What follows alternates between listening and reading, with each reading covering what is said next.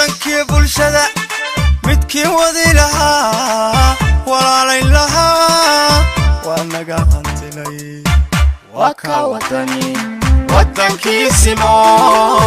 wasani bariyey farxad loo qalay waa ka wadani wadankiisimo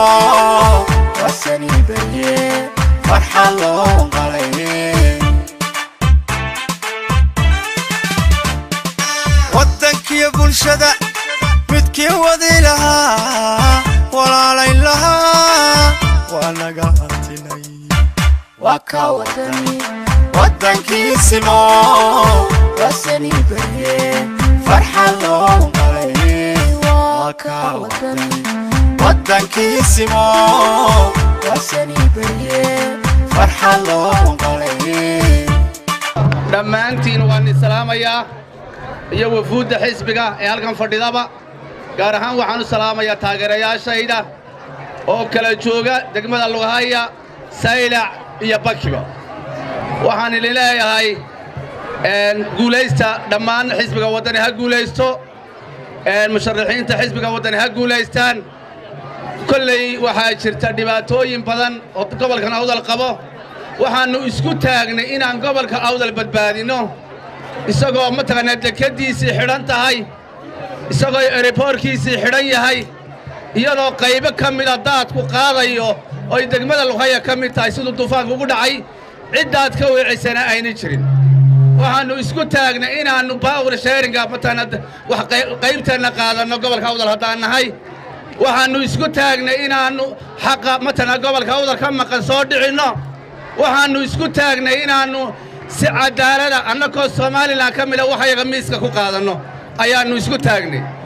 waxaanu inaga codsanaynaa codkiina siisan xisbiga wadani inaad musharaxiinta xisbiga wadani codkiina siisan baan inaga codsanaynaa waxaanu inaga codsanaynaa inaad taageero buuxa siisan xisbiga cadaaladda ee horumarka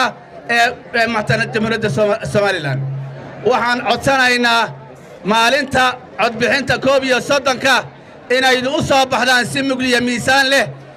dhammaan gobolada degmooyinka iyo gobolka awdal dhammaantiiba waxaan mataqaanaa astaantaydu waxa weeye waa cagafta waxaan ku xaari doonaa dhammaan wixii cadaalad darra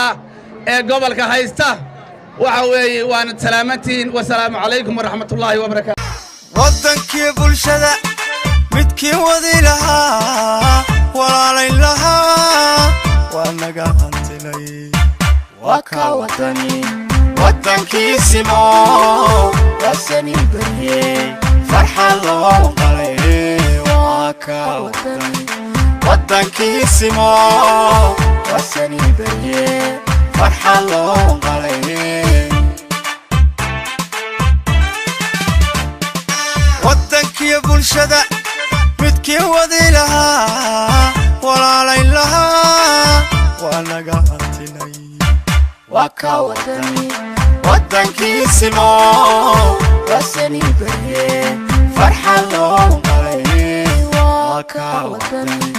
wadankiisimo wasani bariyey farxad loo qalay